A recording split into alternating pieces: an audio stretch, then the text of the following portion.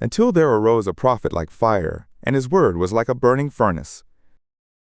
And he broke for them the staff of bread, and by his zeal he made them small in number. By the word of God he shut up the heavens, also fire came down 3 times. How terrible were you, Elijah, and he who is like you will be glorified. Who raised up a corpse from death, and from Sheol by the favor of Yahweh? Who brought down kings to the pit, and famous men from their beds of sickness? Who heard rebukes from Sinai and from Horeb judgments of vengeance? Who anointed kings for retribution, and a prophet to succeed in your place? Who in the whirlwind was taken upwards, and with fiery troops to the heavens? Who is written as ready for the time, to still wrath before the fierce anger of God, to turn the hearts of the fathers to the children, and to restore the tribes of Israel. Blessed are those who see you at your return, and those who have fallen asleep in love, for we too will surely live. Elijah it was who was wrapped in a tempest. Then Elisha was filled with his spirit. In double measure he multiplied signs, and wonderful was all that went forth from his mouth. During his days he moved before none, and no flesh ruled over his spirit. Nothing was too wonderful for him, and from his grave his flesh prophesied.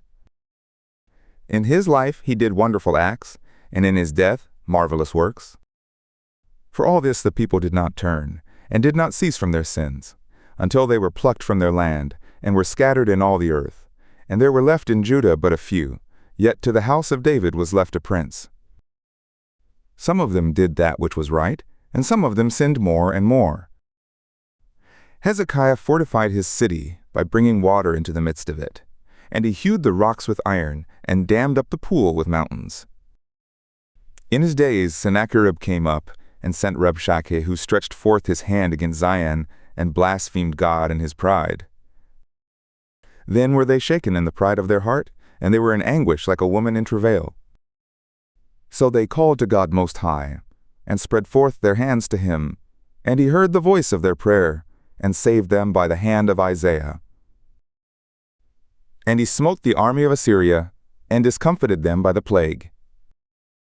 For Hezekiah did that which was pleasing to the Lord, and was strong in the ways of David, which Isaiah the prophet commanded, who was great and faithful in his vision.